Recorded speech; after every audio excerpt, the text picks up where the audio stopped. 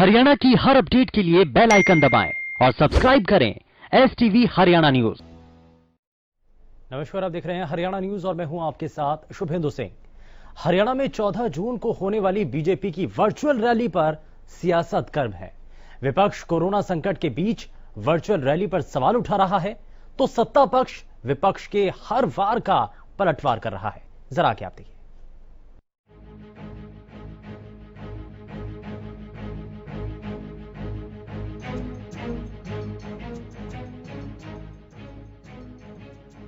मोदी सरकार के 1 साल पूरे होने पर बीजेपी पूरे प्रदेश में वर्चुअल रैली करने जा रही है। 8 जून यानी रविवार को होने वाली इस रैली से पहले ही इस पर सियासत शुरू हो गई है।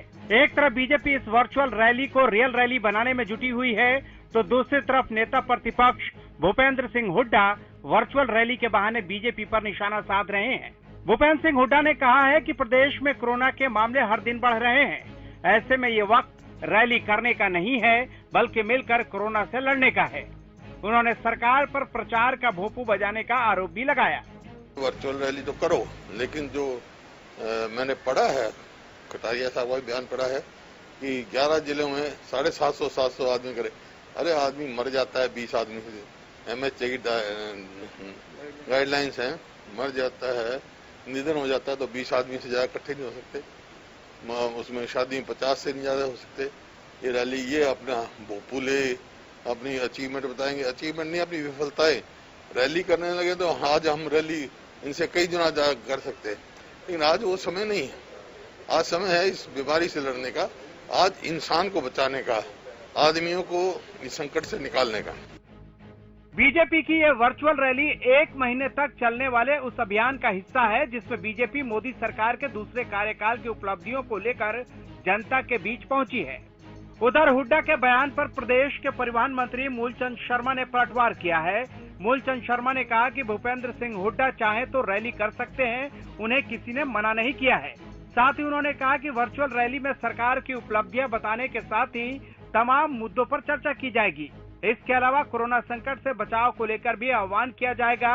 परिवहन मंत्री ने कहा कि सभी जानते हैं कि भ्रष्टाचार और घोटाले किसके शासन में हुए। चौधरी भूपेंद्र हुड्डा जी रैली उस परिभाषा करेंगे आदमी को, हमारे सोशल डिस्टेंसिंग जो 30-40 जो लोग हैं जो रूम में होंगे या किसी सामुदायिक भवन केंद्र में होंगे और अपनी बात कोरोना की बात है, कोई सामाजिक धार्मिक बात है, सबको बात की जाए। रैली में कोई एक ही बात थोड़ी कही जाती है, भाई पार्टी की बात। कोरोना जैसी महामारी है, इनकी है, कोई सामाजिक है, धार्मिक है, कोई देश के प्रति समर्पित है, कोई दूसरी बात है। रैली में हर बात कही जाती है। और गोपाल जी अपने हमारे जो अपने चौधरी भूपेंद्र सिंह हुड्डा मुख्यमंत्री हैं, उनको किसी ने मना थोड़ी कराया, करिए होंगे, किसी ने मना थोड़ी करा करे। पहले मुख्यमंत्री प्रॉपर्टी डीलर हुआ करते, जमीन बेचते थे, काटते थे। आज के मुख्यमंत्री की बात देखिए ना, मनोहर लाल जी के नेतृत्व में आम आदमी है, ये सब मनोहर लाल ने। नौकरियों पर भ्रष्टाचार हुआ करता था, अपना पराया होता था, ये मनोहर लाल ने खत्म करे हैं। 14 जून को पंचकुला में होने वाली वर्चुअल रैली को लेकर बीजेपी व्हाट्सएप, फेसबुक, ट्विटर और टेलीग्राफ के जरिए लिंक भेजेगी और डिजिटल माध्यमों का प्रयोग करने वाले लोग पार्टी के ऑफिशियल साइट और फेसबुक और ट्विटर से लिंक खुद भी उठा सकेंगे। जनता सीधे अपने घर बैठे रैली स्थल से अपने नेताओं के संबोधन को सुन सकेगी। बीजेपी की यही रणनीति विपक्ष को खल रही है।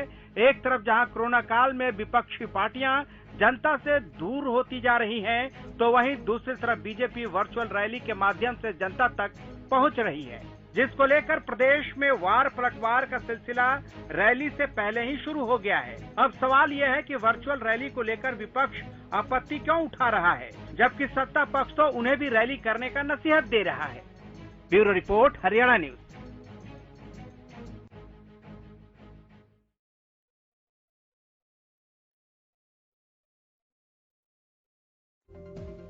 देखी है और इस रिपोर्ट के जरिए बहुत कुछ तस्वीर साफ हो चुकी है। वर्चुअल रैली को लेकर के जो तैयारियां बीजेपी कर रही है और अपने 1 साल के कार्यकाल को लेकर अब जनता के बीच पहुंचने का वक्त है, लेकिन अब वर्चुअल रैली के जरिए, क्योंकि कोरोना संकट काल चल रहा है, तो ऐसे में ये कितना सही है? विपक्ष के द्वारा ये आरोप लगाए जा रहे हैं कि संकट की घड़ी है, मुश्किल समय है, तो ऐसे में क्या ये राजनीति करने का एक सही समय है?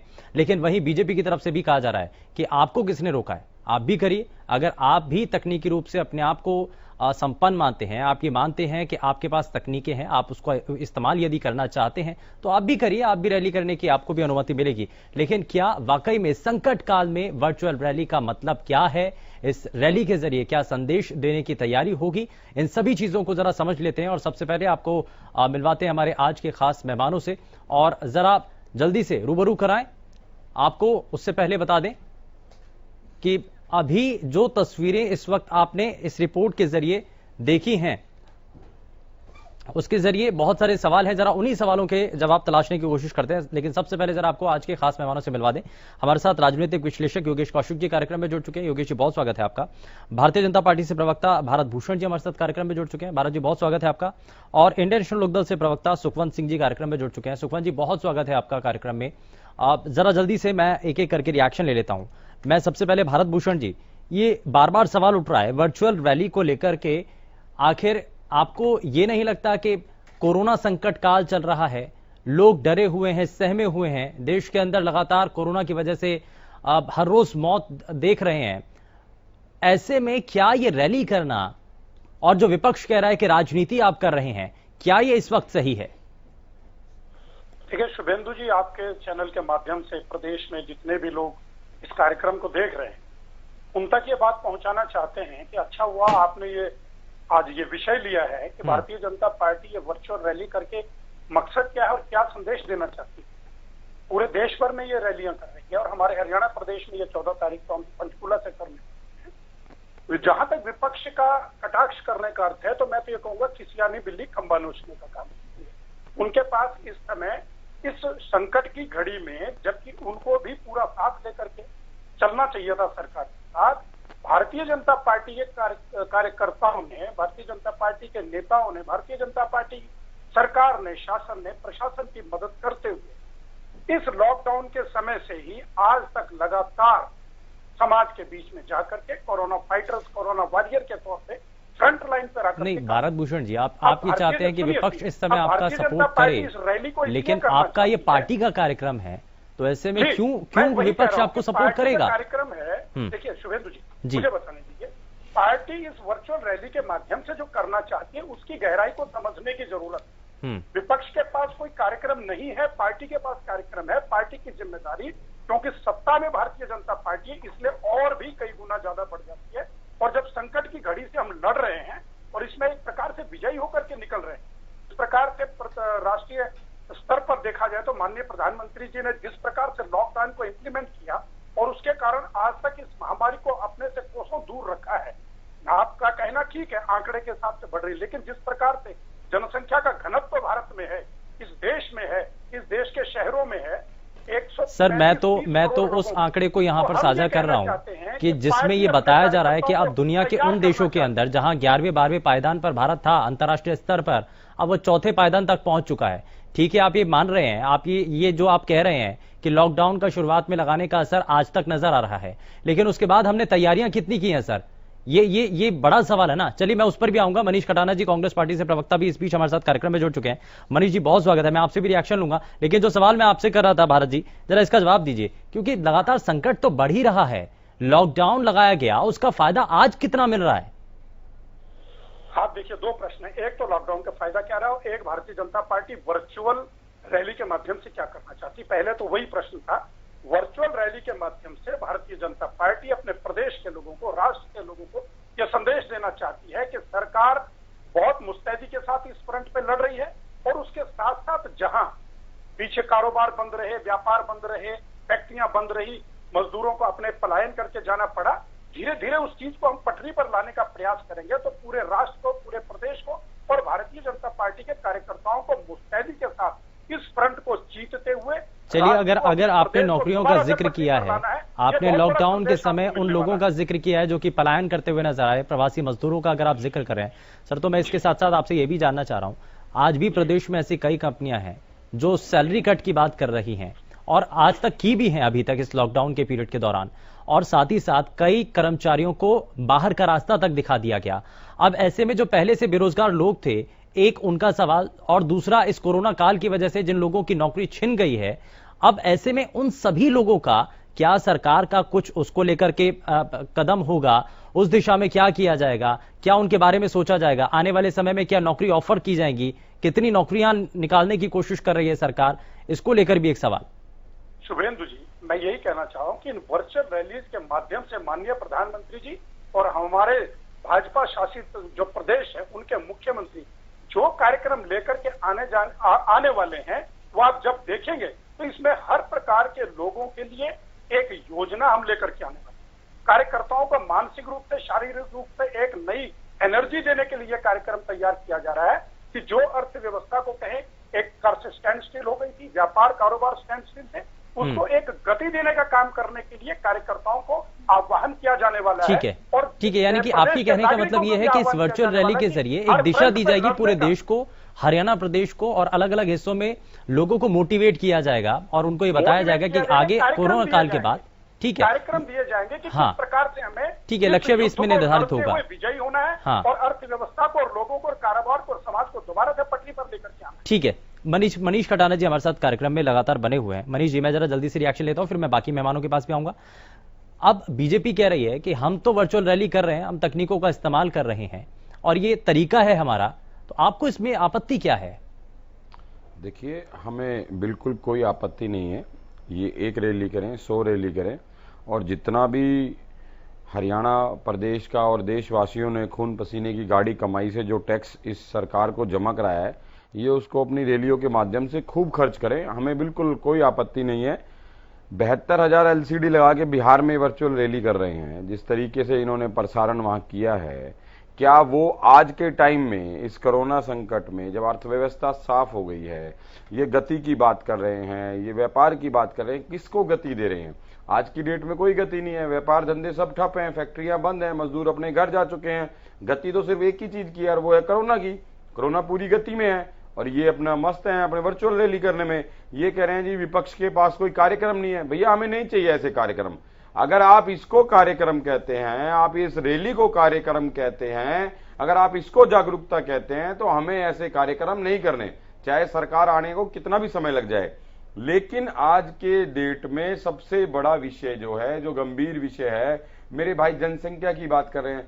अरे भाई, अगर जनसंख्या हिंदुस्तान में है तभी तो हम नंबर 1 हैं। आज हर कंपनी, हर विदेशी, हर जितने भी विदेश से हैं, हर आदमी आज हमारे देश में आके काम करना चाहता है, बिकॉज सबसे ज्यादा कंज्यूमर हमारे देश में है। मनीष खटाना जी, बीजेपी के प्रवक्ता ये कह रहे हैं कि हमने वर्चुअल रैली के जरिए लोगों को जानकारी देने की कोशिश है हमारी, तो आप भी कोरोना काल में अगर लोगों को जानकारी दे सकते हैं या आप उनको जागरूक कर सकते हैं तो आप भी करिए ना। ये सिर्फ आप सिर्फ ये समझ रहे हैं कि ये पार्टी का कार्यक्रम है, वो कह रहे हैं कि ये जानकारी एक बहाना है, जानकारी एक बहाना है। बिहार में जो चुनाव है ये उसकी तैयारियों में है। उस दिन अमित शाह जी, अध्यक्ष जी महोदय कह रहे थे कि जी मैं तो कोई जिक्र नहीं करना चाहता, मैं नाम नहीं लूंगा, पार्टी की बात नहीं है, और 2 मिनट बाद ही अपनी बात से पलटकर बखान करने में लग गए। ये अपनी तैयारियों में लग गए हैं, ये इलेक्शन में लग गए हैं। इनको हरियाणा की जनता से, देश की जनता से, ये उन प्रवासी मजदूरों को घर तक, तो आप बीच में मत बोले, जब आप बोल रहे थे मैं सुन रहा था, जब आपका नंबर आएगा तो आप बोलना। ये उन मजदूरों को घर नहीं पहुंचा पाए, इनके पास साधन नहीं था, इनके पास पैसे नहीं थे, लेकिन आज वर्चुअल रैली करने के लिए पूरे देश में, प्रदेशों में इनके पास साधन संपन्न सब कुछ है, क्योंकि इन्होंने कोरोना के नाम पर जो रिलीफ फंड इकट्ठा हुआ है उसका ब्यौरा भी आज तक नहीं दिया। ये दे क्या रहे हैं? रोज कोरोना में नई नई वीडियो आ रही है, लोग परेशान हैं, लोगों को बेड नहीं मिल रहे। अभी हरियाणा के अंदर 1920 जो पीटीआई थे, जो 10 साल से नौकरी कर रहे थे, 1 मिनट में उठा के बाहर फेंक दिया। उनकी थाली से रोटी तो लोग खींचते हैं सरकार। ये पहली सरकार थी जिन्होंने हलक में हाथ देकर उनकी रोटी बाहर निकाल ली। आज वो लोग थालियां बजा रहे हैं, प्रदर्शन कर रहे हैं फरीदाबाद में। पता नहीं ये कौन से कार्यक्रम है भैया?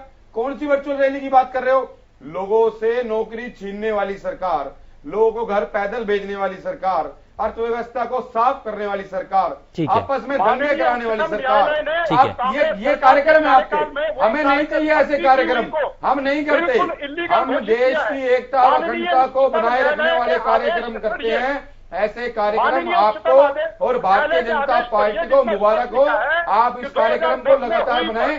हरियाणा प्रदेश की जनता और देश की जनता ने आपका असली चेहरा देख लिया है। जिस तरीके से इस आपातकाल में आपने लोगों की मदद करी है, ये सबके संज्ञान में है। ठीक है, जरा मैं आगे बढ़ता हूँ। सुखवंत सिंह जी भी हमारे साथ लगातार कार्यक्रम में बने हुए हैं और योगेश जी भी हमारे साथ लगातार कार्यक्रम में है। मैं योगेश जी से मैं सवाल हूँ, लेकिन उससे पहले सुखवंत जी, अब ये जो बीजेपी की तरफ से जो तैयारियां की जा रही हैं रैली को लेकर के, अगर कोई भी पार्टी अगर तैयारी कर रही है अपने सरकार के जो कार्यकाल का जो समय है उसमें क्या क्या उन्होंने काम किया, वो अगर जनता तक पहुंचाने की कोशिश है, वो भी तकनीक के माध्यम से, तो इसमें आपत्ति किस बात को है अन्य दलों को? शुभेंदु जी, आपत्ति इस बात की है कि lockdown, unlock, step first second, मतलब लॉकडाउन के जस्ट उसके बाद की बात है।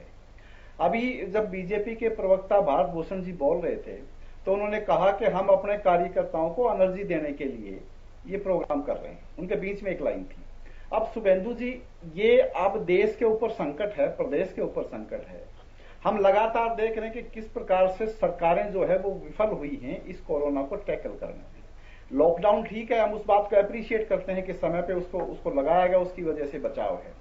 लेकिन सिर्फ एक लॉकडाउन लगाने को ही ये अपनी ये कहें कि हमने बहुत बड़ा काम कर दिया और उसके बाद जो सरकारों की जो रही उनका प्रबंधन रहा, उन लोगों को सेफ गार्ड करने के लिए उनके जो स्टेप्स रहे वो बिल्कुल विफल रहे हैं और हरियाणा प्रदेश में भी वो विफल रहे हैं। यानी कि हरियाणा प्रदेश में लॉकडाउन के बाद जो तैयारियां थी, आप उससे नाखुश हैं? मैं शुभेंदु जी, आपके पास तो सारी खबरें आती हैं, आप देख लें। मैं एक बार कंप्लीट कर लूं उसके बाद, क्योंकि डाइवर्ट हो जाएगा पूरा का पूरा। अब सवाल ये है कि इस वक्त जब पूरा देश और प्रदेश कोरोना के लगातार हमारे मामले बढ़ रहे हैं, प्रदेश के अंदर भी हम उनको उस प्रकार से हॉस्पिटल्स में सुविधाएं नहीं दे पा रहे, तो क्या अब लोगों को, जनता को कोरोना के संकट से बचाना सबसे अहम सवाल, प्राथमिकता है, या बीजेपी की जो अपनी 1 साल के दौरान इन्होंने की थी वो लोगों तक पहुंचाना वो प्राथमिकता है?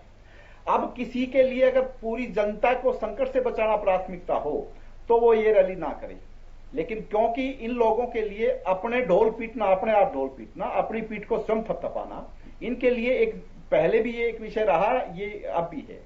और ये चाहते हैं कि हम जो पिछली जो चीजें हैं उनको पीट करके, रैली कर करके, ठीक है, और उस चीज पर कोरोना के समय की जो हमारी विफलताएं उनको हम दबा लें, तो वो बिल्कुल नहीं है। और शुभेंदु जी, एक बड़ा सवाल ये है कि अब देश बड़ा है या पार्टी बड़ी है? ठीक है, अगर पार्टी बड़ी है तो ये अपनी पीठ थपथपाएं, इनके लिए हो सकता है पार्टी बड़ी हो, लेकिन हमारे लिए देश बड़ा है, प्रदेश बड़ा है, इसलिए हमने हर स्टेप पर इंडियन नेशनल लोक दल ने कोऑपरेट किया है सरकार के साथ, हम फर्दर भी कोऑपरेट करेंगे, क्योंकि ये संकट का समय है और इस वक्त कोई किसी प्रकार की भी, दूसरे दलों को तो ये कहते हैं कि राजनीति मत करो, ठीक है, लेकिन यानी कि खुद राजनीति करते हैं, दूसरों को नसीहत देते हैं, खुद राजनीति करते हैं। मैं इस पर रिएक्शन लूंगा, लेकिन मैं जरा योगेश जी, ये शुरुआत में मनीष जी ने भी इस बात का जिक्र किया कि राजनीति तो इस पर हो रही है और ये तो नजर भी आ रहा है कि राजनीति तो हो रही है, लेकिन बात यह है कि बिहार में चुनावों को लेकर के जो अगर इसको उस तरीके से जोड़कर देखा जाए तो हरियाणा में वर्चुअल रैली का फिर मतलब क्या है? मैं आपको ना थोड़ा सा पीछे से बताता हूं। मुझे लगता है भाजपा के प्रवक्ता ना अपने ही नेताओं के भाषण सुनते नहीं है, तो मैं इनको पहले से उन्हीं के भाषण याद दिलाता हूं, उसके बाद आगे की बात करूंगा। मैं सबसे पहला इनको ये बता देना चाह रहा हूं कि जो सबसे पहली जो वर्चुअल रैली हुई है वो हुई है बिहार में, और उस बिहार के अंदर उस पूरे के पूरे भाषण में शुरुआत यहां से हुई है कि ये कोई राजनीतिक रैली नहीं है, इसमें हमारा राजनीति से कोई लेना देना नहीं है, और ऐसा ही जैसा कि भारत भूषण जी कह रहे हैं ऐसे ही शब्दों का उन्होंने शुरू में इस्तेमाल किया, ठीक है। और आगे आगे जैसे जैसे धीरे बढ़ते हैं वो धीरे बढ़ते बढ़ते वो यहां तक पहुंच गए कि अगले हमारे मुख्यमंत्री के दावेदार जो हैं वो सो एंड सो होंगे, अपने मुख्यमंत्री का दावेदार इन्होंने वहां पे बता दिया। इसका मतलब यह है कि वो कंप्लीटली 100% एक राजनीतिक रैली थी। अब मैं दूसरी बात करता हूं। 72,000 एलईडी लगाए इन्होंने, 20,000 रुपए की कीमत अगर आंकी जाए तो 144 करोड़ के सिर्फ एलईडी लगा दिए इन लोगों ने वहां पे, ठीक है। अब ये जनता डिसाइड करेगी कि ये 144 करोड़ लगने जायज थे या नहीं थे, या बीजेपी अपने आप डिसाइड कर ले कि हाँ हमें लगाने चाहिए, हमें इसका क्या लाभ और क्या नुकसान है। अब मैं तीसरी बात करता हूं, मैं ये मान के चल रहा हूं और ये सच है, वरना ये मना करेंगे मुझे अभी यहीं के यहीं, ठीक है। ये लोग कहते हैं कि 20 करोड़ इनके मेंबर्स हैं, और मैं ये मान के चलता हूं, कोई भी मानेगा कि 20 हर आदमी के साथ, हर मेंबर के साथ एक आदमी तो उनका कोई भरोसे का होगा। मींस बाय इनके हिंदुस्तान के अंदर 40 करोड़ लोग हैं। 40 करोड़ लोग अगर इनके अपने हैं तो एक के हिस्से में करीब करीब 3 लोग आते हैं। और अगर एक आदमी 3 आदमियों का ख्याल रखता तो मैं ये दावा कर सकता हूं यहां पे, और कोई भी आदमी इससे मना नहीं कर सकता कि अगर इनकी मंशा ठीक रही होती तो किसी के पैरों में छाले नहीं पड़ते, कोई भूखा नहीं मरता, और कोरोना की किसी कीमत पे हिम्मत नहीं थी कि वो यहां तक बढ़ जाता। अब मैं चौथी बात कर रहा हूं, इनको मैं बता देना चाह रहा हूं कि देश कैसे आगे बढ़ते हैं।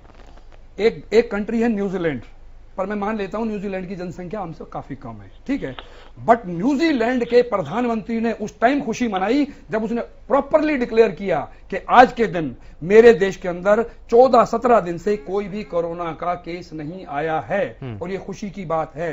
लेकिन फिर भी अपने उनको जागरूक किया, फिर भी आप तैयार रहो, कभी भी कोरोना आ सकता है। अब मैं इसके बाद अगली बात करता हूं। ये वियतनाम एक देश ऐसा है जो बिल्कुल चाइना के बगल में लगा हुआ है, और सबसे पहले जैसे ही उनको पता लगा, उनके यहां पे 10 करोड़ की आबादी है, 10 करोड़ कम नहीं होते हैं, और चाइना के बगल में लगते हैं वो लोग, उनके यहां पे सबसे खतरा ज्यादा होना चाहिए था।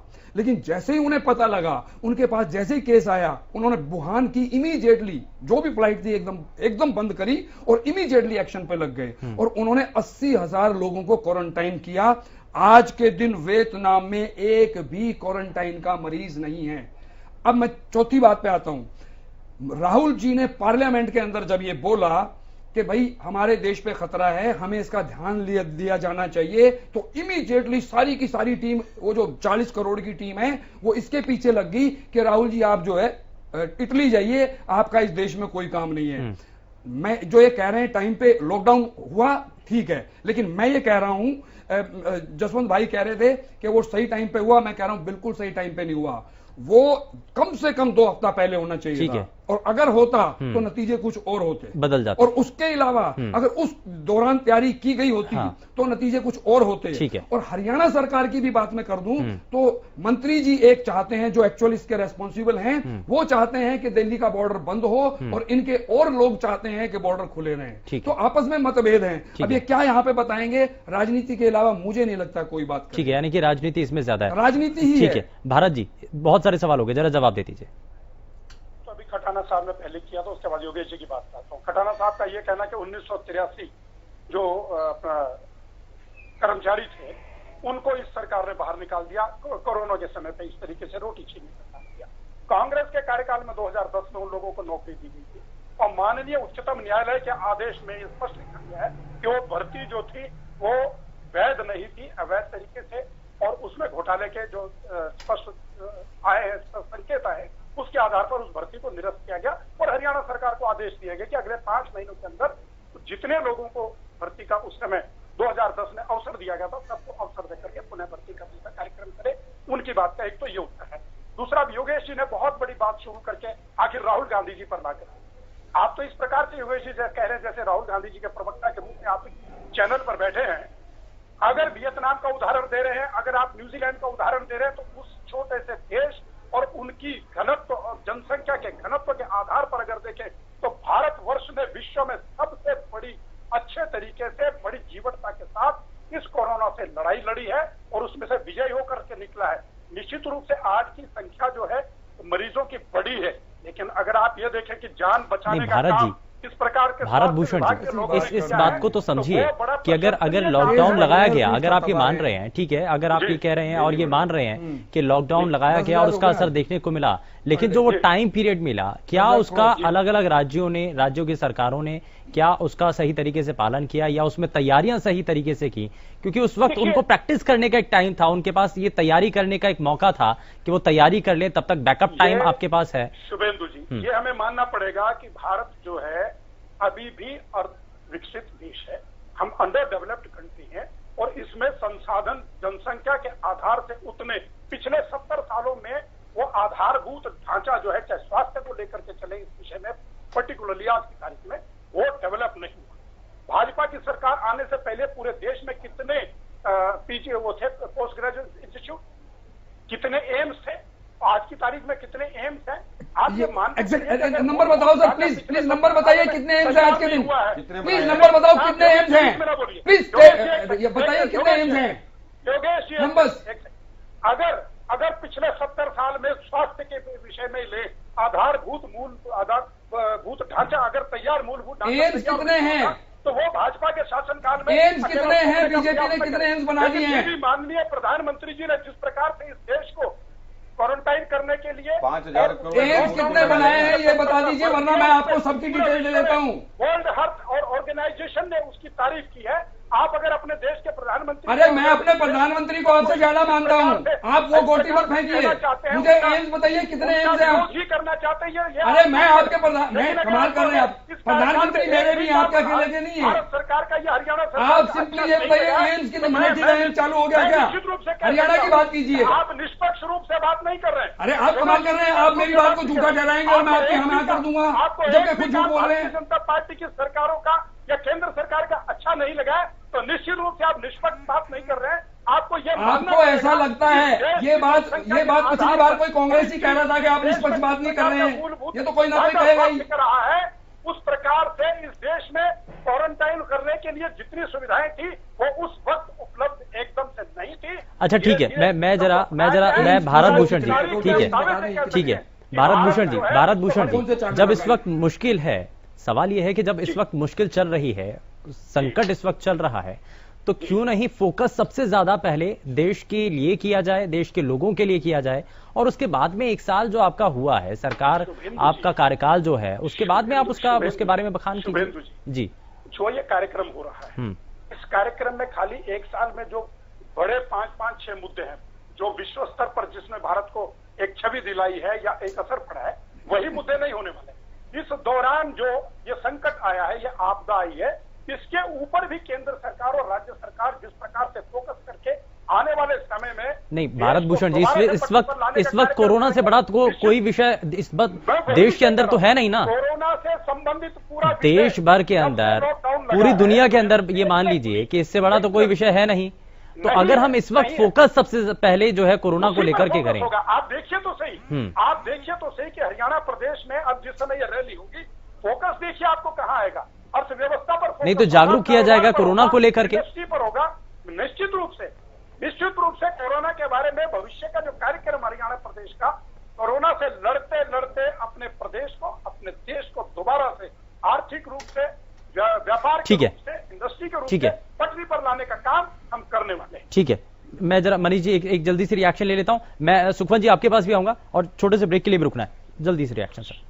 मेरे भाई भारत भूषण जी ने बहुत लंबा भाषण दिया, लेकिन जो कौशिक साहब ने एक बात पूछी उसका जवाब नहीं दिया कि कितने एम्स हैं। जो ये बात कर रहे हैं 70 साल के आधारभूत ढांचे की, तो शायद मेरे भाई को ये पता नहीं, जब हिंदुस्तान आजाद हुआ था हमारे देश में सुई भी नहीं बनती थी, आज हमारे देश में जहाज बनता है। ये कांग्रेस पार्टी की देन है, जो जिसकी देन है। अगर हरित क्रांति, श्वेत क्रांति और IT की बात करें, कंप्यूटर की बात करें, और आप जिस तरीके से आज बात कर रहे हैं, ये कांग्रेस की देन है। सर छोड़ दीजिए पुरानी बातों को, छोड़ दीजिए। मैं 1 सेकंड लूंगा सर। अगर भारतीय जनता पार्टी ने इस 6 साल की सरकार में देश को कुछ दिया है तो GST 28%, जो वर्ल्ड में सर्वाधिक है।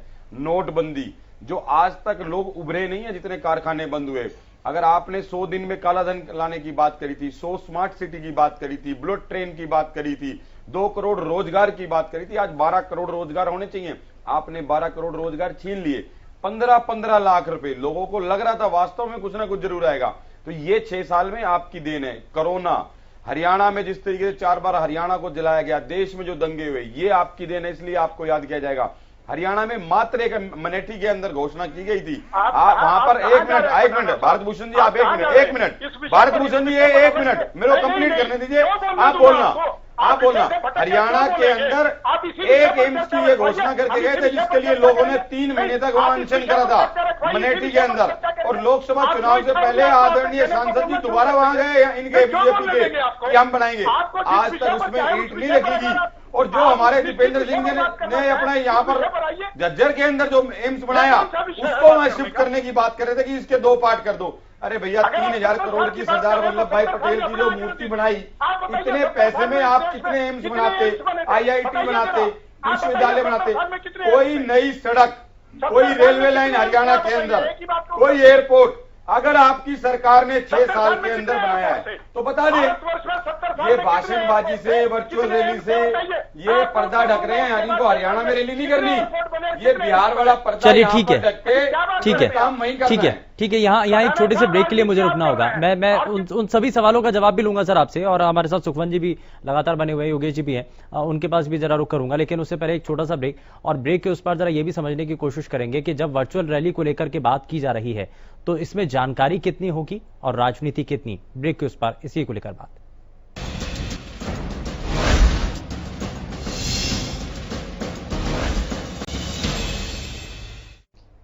ब्रेक के बाद आप सभी का स्वागत है। जरा जल्दी से आगे बढ़ते हैं। सभी खास मेहमान हमारे साथ कार्यक्रम में बने हुए हैं, लेकिन जरा मेहमानों से रिएक्शन ले, लेकिन उससे पहले आपको जरा एक रिपोर्ट दिखाते हैं और आपको जरा एक तस्वीर दिखाते हैं। जब आप इस वर्चुअल रैली को लेकर के बीजेपी के प्रदेश अध्यक्ष सुभाष बराला से बातचीत की गई तो उन्होंने हरियाणा न्यूज के जरिए क्या अपनी बातों को रखा, जरा आगे आप दिखाते हैं। मोदी सरकार पार्ट 2 का 1 साल पूरा हुआ है और ये भाजपा के लिए बहुत खुशी की बात है, लेकिन नाश हो इस कोरोना का जिसने सारी खुशी में जो है खलल डाली है। लेकिन भाजपा ने लोगों के बीच ना जाकर वर्चुअल तरीके से इस खुशी को मनाने का फैसला लिया है। 14 तारीख को एक रैली की जा रही है जो डिजिटल रैली है, ये वर्चुअल रैली है। हमारे साथ इसमें प्रदेश भाजपा के अध्यक्ष सुभाष बराला हैं जो बताएंगे कि ये वर्चुअल रैली जो है किस तरह से आयोजित होगी, क्योंकि आप जानते हैं रैलियों में बड़े बड़े मंच लगाए जाते हैं, साज सज्जा की जाती है। तो ये जो डिजिटल रैली है, वर्चुअल रैली है, इसमें ये साज सज्जा या जो भव्यता है देखने को मिलेगी या नहीं मिलेगी। बराला साहब, ये जो रैली 14 को आप लोग करने जा रहे हैं, इसका क्या प्रारूप होगा? देखिए, ये रैली, इसमें पंचकुला का जो हमारा अग्रसेन भवन है, एक मंच हमने यहाँ लगाया है और एक दूसरा मंच दिल्ली के अंदर लगेगा। दिल्ली से हमारे वरिष्ठ नेता और मुख्य वक्ता इस रैली के केंद्रीय मंत्री नरेंद्र तोमर जी और हमारे प्रभारी हरियाणा प्रदेश के डॉक्टर अनिल जैन जी जुड़ेंगे, और यहाँ जो पंचकुला का है यहाँ मुख्यमंत्री जी और हमारी टीम यहाँ पर रहेगी। और हमने इस रैली को लाखों लोगों तक पहुंचाने का हमने इसके लिए एक तरीका अपनाया है। उसमें 30,000 से ज्यादा कार्यकर्ताओं की हमारी एक सूची है, जिसमें सक्रिय कार्यकर्ता समेत हमारे निचले स्तर से पदाधिकारी, मंडलों की टीम के सदस्य और प्रदेश तक की हमारी जो टीम आती है, उनको सीधा लिंक भेजा जाएगा। उस सीधे लिंक से अपने लैपटॉप से, अपने एंड्रॉयड फोन से उसके साथ जुड़ेंगे, कोई अपना LED स्क्रीन के साथ जुड़ेंगे, और बाकी लोग YouTube चैनल है, फेसबुक है, इंस्टाग्राम है, केबल नेटवर्क है, इसके माध्यम से जुड़ेंगे। तो एक लाखों लोग परसों 14 तारीख को यानी कि इतवार को 11 बजे से जो रैली शुरू होगी उसको सीधे तौर पे देखेंगे। एक भव्य तैयारियां इसके लिए हमने ये लोगों में क्यूरियोसिटी भी है, क्योंकि रैली जो एक हरियाणा के लोग जो राजनीति को जीते हैं, उठते बैठते हैं, राजनीति की बात करते हैं, बड़ी रैलियों का आयोजन यहाँ पर हमेशा होता रहा है। बड़े बड़े मंच सजते हैं, उनकी जो एक साज सज्जा की जाती है रैलियों में। तो ये क्योंकि पहली दफा मेरा मानना है कि इतिहास में होने जा रहा है, तो इसमें मंच किस तरह से रहेंगे, साज सज्जा क्या होगी? देखिए, बाहर हमने एक ये कार्यकर्ताओं ने तैयारी की है। पंचकुला के प्रमुख चौक चौराहों के ऊपर आप कल देखेंगे कि वो झंडे बैनर से हमारे वो सजे हुए होंगे, और जो हॉल है उसके अंदर जो मंच है, वो मंच के ऊपर भी LED स्क्रीन से लेकर के नेताओं के बैठने का जो स्थान है वो सारा और पूरा एकदम से अच्छा, उसमें जैसी हम साज सज्जा सामान्य तौर पे करते हैं वैसी होगी। लेकिन जो उसमें बैठने का जो एक तरीका होगा, वो जो 2 गज की दूरी है उसके आधार पर सारा वहां बैठने की व्यवस्था हम लोगों ने की है। और उस हाल के अंदर भी 50 लोगों तक की बैठने की हमने व्यवस्था की है, वो भी डिस्टेंसिंग के आधार पर होगी। गेट के ऊपर बाकायदा जो भी अंदर आएगा उसको सैनिटाइज, उसके हाथ वगैरह सैनिटाइज करने की व्यवस्था होगी। फेस कवर के बगैर कोई अंदर नहीं जाएगा। इस सारी व्यवस्थाओं समेत वहां पर जो वक्ता होंगे उनके सामने मंच से थोड़ा सा एक उचित फैसले के ऊपर कुछ स्क्रीन भी एक हम उसमें लगाएंगे, ताकि जो लोग, जो कार्यकर्ता, जो हमारे नेता अपने अपने स्थान पे अपने परिवार या कार्यकर्ताओं के साथ इस रैली को देख रहे हैं, वो उन स्क्रीन के ऊपर दिखाई देंगे और वहां से लगेगा कि जैसे एक वास्तविक सी रैली यहाँ पर हो रही है। मतलब लड्डू खाएंगे खिलाएंगे वहां पर। देखिए, एक मैं कहता हूँ एक अलग ही तरह का नजारा इस रैली में देखने को मिलेगा। ना कहीं आपको भीड़ भाड़ दिखाई देगी, सब तरह के नियमों की जो इस कोरोना के दौर में बनाए गए हैं उसकी पालना भी होते हुए दिखाई देगी, और लाखों लोग उस दिन आपको भारतीय जनता पार्टी के नेताओं के विचार सुनते हुए भी दिखाई देंगे। तो ये नई शुरुआत हो रही है, एक नई शुरुआत हो रही है, और इस शुरुआत को पूर्व में भी कई बार नरेंद्र मोदी जी के जो रैलियां हुई हैं 3D और इस प्रकार की रैलियां, लगभग उसी का एक अगला ये पार्ट, अगली सीक्वेंस उसको हम लोग कह सकते हैं। और इस देश के इतिहास में पहली बार भारतीय जनता पार्टी ने इसको किया, और हमारे नेता गृह मंत्री अमित शाह जी ने पश्चिम बंगाल में और उधर बिहार में, इसके अलावा मध्य प्रदेश में कई नेताओं की, हमारी इस प्रकार की बड़े नेताओं की रैलियां हुई हैं। और अभी परसों की जो हमारी रैली है ये हरियाणा के इतिहास की सबसे बड़ी वर्चुअल रैली हो, क्योंकि पहली रैली इस प्रकार की अपने आप में होगी। अध्यक्ष जी, क्योंकि बड़ा मौका है, क्या ये भी माना जाए कि इस रैली के जरिए जो है मुख्यमंत्री प्रदेशवासियों के लिए कोई नया तोहफा या नई घोषणा कर सकते हैं? देखिए, इसमें प्रमुख रूप से ये हमारी रैली है, इसके ऊपर इसमें जो फोकस होगा वो केंद्र की जो सरकार है नरेंद्र मोदी जी के नेतृत्व की, उसमें 1 साल की जो उसकी उपलब्धियां हैं, कोरोना से पूर्व की, कोरोना के समय की, अब तक की, वो और प्रदेश सरकार की जो उपलब्धियां हैं उनके ऊपर ही मुख्य तौर पे इसमें फोकस किया जाएगा। मैं इस रैली से हटके एक सवाल पूछना चाहता हूँ, वो है सोनाली फोगाट का किस्सा। आप जानते हैं कि इन दिनों में पूरी तरह से चरम पर है। पार्टी ने एक तो क्या स्टैंड लिया, और क्या मतलब सारी चीजें होने के बावजूद इस तरह से मारपिटाई करना है, कानून आप अपने हाथ में लेना, आप किस तरह से जायज मानते हैं? देखिए, अभी क्योंकि इसके ऊपर मैंने मेरी एक जो स्टेटमेंट है वो जारी शुरू में कर दी थी, लेकिन अब इसकी जांच, पुलिस की जांच भी इसकी चल रही है, महिला आयोग में भी ये केस है, इसलिए अब इस जांच के दौर में मुझे नहीं लगता कि उचित है इसके ऊपर कोई बयान दिया जाए। हाँ, ये जरूर है कि इसके अंदर जो भी जांच के अंदर निष्कर्ष आएगा उसके आधार पर आगे कार्रवाइयां होगी। शुक्रिया। तो ये नए दौर की जो एक शुरुआत हुई है, भलाई कोरोना जैसी महामारी ने इसकी शुरुआत करवाई है, ये देखना होगा कि अब 14 तारीख को लोग किस तरह से सारी इस वर्चुअल रैली को कितना पार्टिसिपेट करते हैं। हालांकि पार्टी ने इसके लिए व्यापक तैयारी की है ताकि लोगों को ज्यादा से ज्यादा जोड़ा जा सके और लोगों तक पहुंचा जा सके। हरियाणा न्यूज के लिए चंडीगढ़ से कैमरामैन संजय सिंह के साथ राकेश गुप्ता। तो बीजेपी प्रदेश अध्यक्ष सुभाष बराला को आपने देखा और सुना कि वो आखिर इस रैली को लेकर के उनकी तैयारियां क्या हैं, किस रूप में इस रैली को वो देख रहे हैं। जरा जल्दी से आगे बढ़ते हैं। सुखवंत जी, मैं जरा जल्दी से रिएक्शन ले रहा हूं। वास्तविक सी रैली जो कि सुभाष बराला कह रहे हैं, लेकिन वास्तविक स्थिति से क्या ये दूर नजर आ रही है? देखिए शुभेंदु जी, सुभाष बराला जी कुछ भी कहें, और उन्होंने बाकायदा ये कहा कि हम सब प्रकार के जो प्रिकॉशंस हैं उनका ध्यान रखेंगे, लेकिन जो एनर्जी इस रैली को करने में लगेगी वो एनर्जी क्या कोरोना से लड़ने में नहीं लगाई जा सकती थी? क्या सवाल ये है। और क्योंकि इनको इस बात की प्राथमिकता है इनके उसमें कि इनकी पार्टी को कैसे लोगों में उसकी उपलब्धियों का झूठा ढिंढोरा पीटा जाए, वो इनकी प्राथमिकता है। और प्रदेश में कोरोना से जो लोग जूझ रहे हैं उनकी सहायता करना इनके लिए दोयम दर्जे की बात है। अब आप वर्चुअली करें या आप प्रिकॉशंस के साथ करें, लेकिन आपने कम से कम 3, 4, 5 दिन तो आपके इस प्रकार के लगेंगे कि जो एनर्जी कोरोना से लड़ने के लिए लगाई जा सकती थी। अब ये कह रहे कि खुशी की बात है और पहली बार ये हुआ है मोदी जी की, तो कोरोना का संकट भी तो इस देश में, इस विश्व में पहली बार आया है। ठीक है। अब हमें चाहिए ये कि हमारी सरकारें भी, देखो विपक्षी सभी दलों ने, सुबेदु जी एक मिनट में, इंडियन नेशनल लोकदल ने और सभी विपक्षी दलों ने सरकार का पूरा सहयोग किया, क्योंकि इस प्रकार का संकट जो बिल्कुल अद्वितीय है, पहले नहीं हुआ कभी भी, उसके साथ लड़ करके हमें लोगों की जान की रक्षा करनी है। उसके बाद आर्थिक चीज को लेकर के आना है पटरी के ऊपर। लेकिन इसमें ये कहां से आ गई कि आप वर्चुअली जो है वो रैली करके, ठीक है, यानी कि फोकस जो है वो इस विषय पर रखना चाहिए कि कोरोना के इस संकट काल में कैसे इससे निपटना है, और इसकी बजाय अगर वो सरकार की उपलब्धियां हैं, चाहे केंद्र सरकार हो चाहे राज्य सरकार हो, उसकी उपलब्धियां यदि गिनवाएं तो इस समय ठीक नहीं लगता। ये बाकी जो दल है उनका ये कहना है। मैं एक एक करके जरा जल्दी से सभी से रिएक्शन ले लेता हूं। मैं इसमें आप कुछ कहना चाह रहे हैं मनीष जी?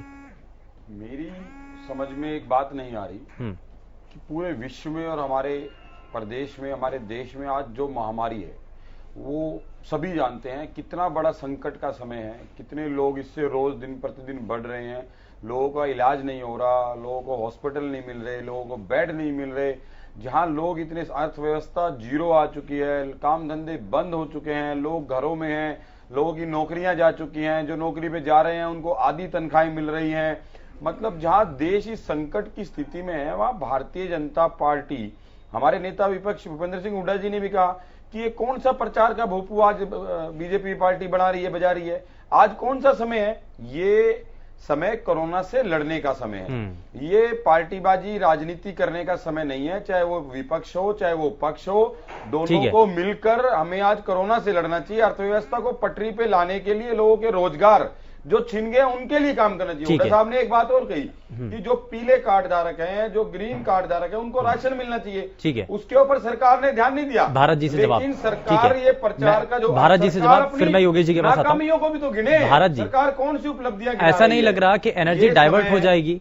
अभी जो कोशिश होनी चाहिए वो मैं शुरुआत में ही आपसे सवाल कर रहा था कि अगर अभी आप कोरोना जैसी महामारी से लड़ने के लिए पूरी ताकत लगा दें अभी, क्योंकि अगर आप वर्चुअल रैली के लिए तैयारियां कर रहे हैं तो वहां पर आपके नेता, आप क्योंकि जो सरकार में भी हैं या जो मंत्री हैं, वो उनका जो दिमाग है वो डाइवर्ट होगा, तो कहीं ऐसा तो नहीं कि जो कोरोना से लड़ने के लिए जो तैयारियां हैं वो उसमें कमजोर हो जाए? नहीं शुभेंदु जी, बिल्कुल ऐसा नहीं है। अगर इस रैली को हम ये कह रहे हैं कि केंद्र सरकार के पिछले 1 साल के किए हुए कामों के लिए हम अपने कार्यकर्ताओं के माध्यम से देश की जनता तक पहुंचा रहे हैं, तो इसमें कोरोना से, जो कि आप समझे कि 22 मार्च को पहली बार जो है प्रधानमंत्री जी ने ऐलान किया था, आह्वान किया था देश को, 1 दिन था लॉकडाउन, वो इसी दौरान में हुआ है, वो इसी साल में, इसी 1 साल के दौरान है। ये भी इसमें जो कुछ भी कार्यक्रम कोरोना से लड़ने के हुए हैं वो भी जनता के सामने आने वाले हैं। नहीं तो सर ये उपलब्धि कैसे हो पाएगी? नहीं ये सर, भारत भूषण जी, मेरा एक छोटा सा सवाल है आपसे। आज नहीं भारत भूषण जी, एक बात बताइए, आप 1 साल की उपलब्धि और प्रचार का भोपू बजाने की बात कर रहे हैं। अरे भैया, लोग बेचारे कितने परेशान हैं, आप उनकी परेशानियों को समझ नहीं रहे, आप कौन सा भोपू बजाने की बात कर रहे हैं? आज समय क्या चल रहा है? रोज 400 से 500 केस हरियाणा में डेली बढ़ रहे हैं, लोगों को हॉस्पिटल नहीं मिल रहे, डॉक्टर नहीं मिल रहे। आप लोगों की वीडियो देखो, क्या हरियाणा वासियों की चीख पुकार आपको सुनाई नहीं दे रही? क्या आप सत्ता के नशे में इतने चूर हो चुके हो कि हरियाणा वासियों का, देशवासियों को दर्द दिखाई नहीं? ठीक है, जरा जवाब ले लेते हैं, फिर उसके बाद में।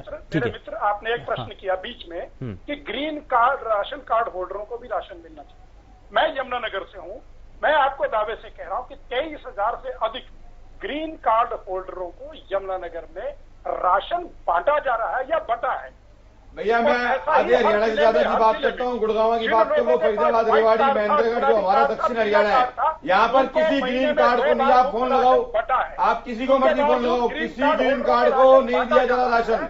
कम से कम कोरोना टाइम में तो गरीबों की मदद करने का सरकार की आपकी बनती है, नहीं बनती? पर आता हूँ, अब इन्हें चुप कराएंगे तो मैं बोलूँ कुछ। दूसरी बात आप कह रहे हैं कि ये वर्चुअल रैली हम राजनीतिक दल हैं, ये बिल्कुल सत्य है। अगर राजनीतिक दल न होते तो शायद ये प्रश्न राजनीतिक बनता है, क्योंकि सरकार का काम करना अलग है। सरकार बड़ी मुस्तैदी के साथ केंद्र से भी और भाजपा शासित प्रदेशों में भी और अन्य प्रदेशों में भी कर रही है अपने स्तर पर बहुत अच्छे तरीके। हरियाणा प्रदेश की व्यक्तिगत रूप से बात करें, हरियाणा प्रदेश की, तो मैं यमुनानगर जिले से हूं। मेरे यमुनानगर जिले में अस्पताल में कोई ऐसी कमी नहीं है कि अगर पेशेंट आता है तो उसके लिए रखरखाव के लिए, इलाज के लिए पूरी व्यवस्था नहीं हो, संपूर्ण व्यवस्था है।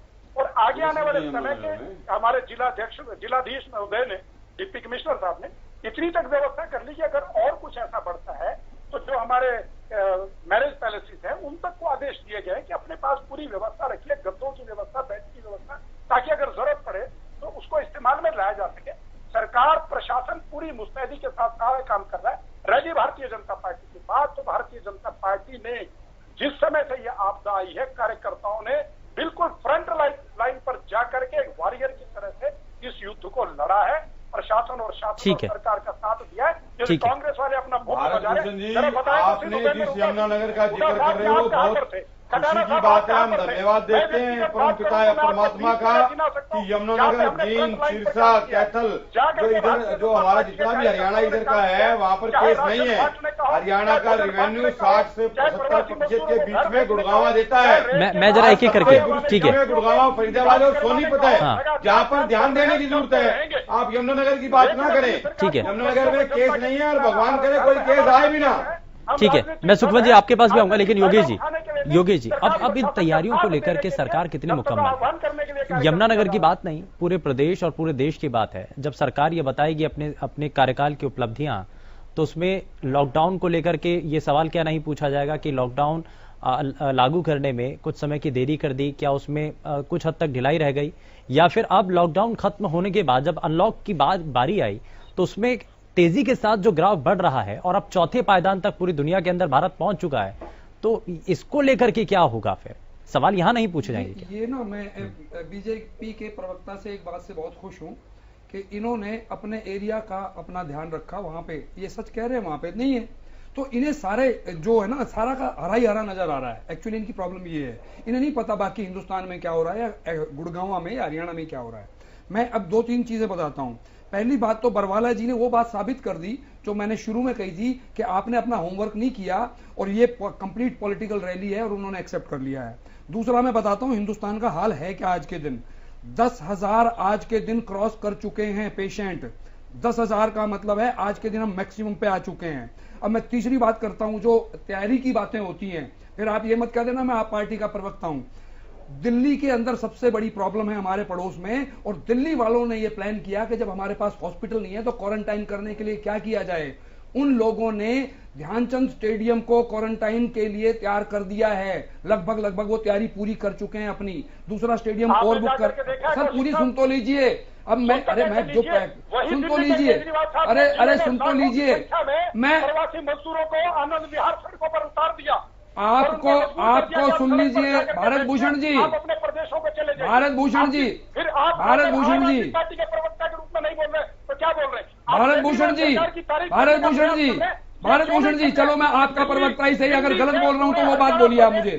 आप ये बता दीजिए मुझे, आप में अगर दम है, सुनिए मैं चैलेंज कर रहा हूं ऑन एयर, अगर आप में दम है तो जो ये वर्चुअल रैली आप अपनी कर रहे हैं ना, तो किसी भी अस्पताल के सामने अपना एलईडी लगा के दिखा दीजिए। मैं आपकी गुलामी करूंगा जिंदगी भर। मैं फालतू की बातें कर रहे हैं, जनता मरे जा रही है। कोई ऐसी स्टेट बताइए जिस स्टेट में से आदमी नहीं मर रहा है, वहां पे आदमी मर रहा है और आप खुशी जाहिर कर रहे हैं वहां पे। सरकार का बखान कर रहे हैं, किसका? दिल्ली में संख्या बताइए।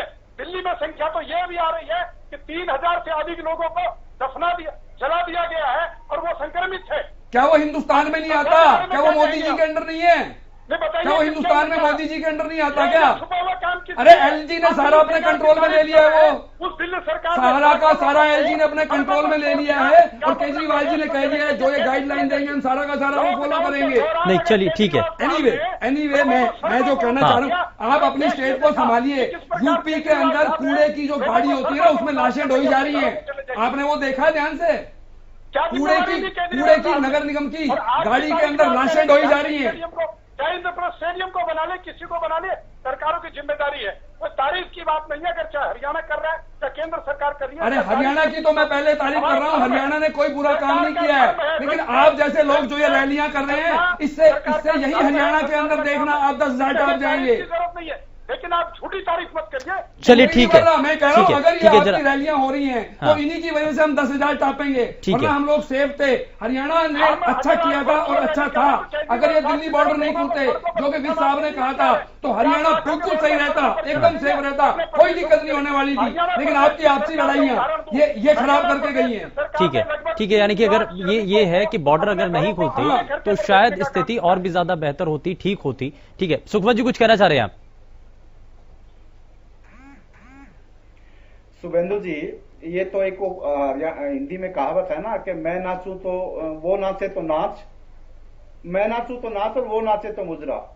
अब जब इस दौरान में हरियाणा प्रदेश की बात करें, हम बाहर की बात ना भी करें, तो धान घोटाला, उसके बाद फूड एंड सप्लाई घोटाला, शराब घोटाला, एक फूड इंस्पेक्टर ने आत्महत्या कर ली, किसानों के क्या बुरे हाल है, उनकी पेमेंट नहीं दी, लोगों के टमाटर किसानों ने जो है सड़कों पे फेंके हैं। अब बेहतर ये होता कि कोरोना के इस संकट से निपटने के बाद ये लोग अपनी उपलब्धियां पहले वाली भी बताते और इस दौरान भी।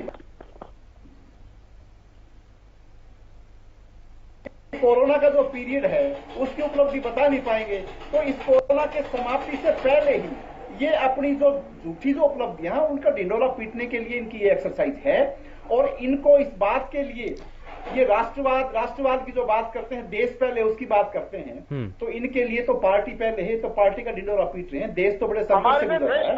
अगर देश की इनको चिंता होती तो देश को कोरोना से निपटने में अपना एनर्जी लगाते। भारतीय जनता पार्टी की एनर्जी, अरे बात भूषण जी भारतीय जनता पार्टी कहता है, हमारा संकल्प कहता है राष्ट्र पहले, उसके बाद। चलिए ठीक है, राष्ट्र पहले की बात है, लेकिन ठीक है, समय ज्यादा इजाजत नहीं देता। बहुत शुक्रिया सभी खास मेहमानों का कार्यक्रम में जुड़ने के लिए। लेकिन इस वर्चुअल रैली के जरिए जब एक तस्वीर ये दिखाने की बात है कि सरकार के द्वारा कितना कामकाज किया गया, चाहे वो केंद्र हो चाहे राज्य सरकार हो, लेकिन इसका फायदा कितना होगा, किस रूप में होगा, क्या ये सब कुछ राजनीति के चलते ही किया जा रहा है या फिर इसमें बात कोरोना संक्रमण के इस काल की भी होगी। फिलहाल के लिए बस उतना ही। नमस्कार।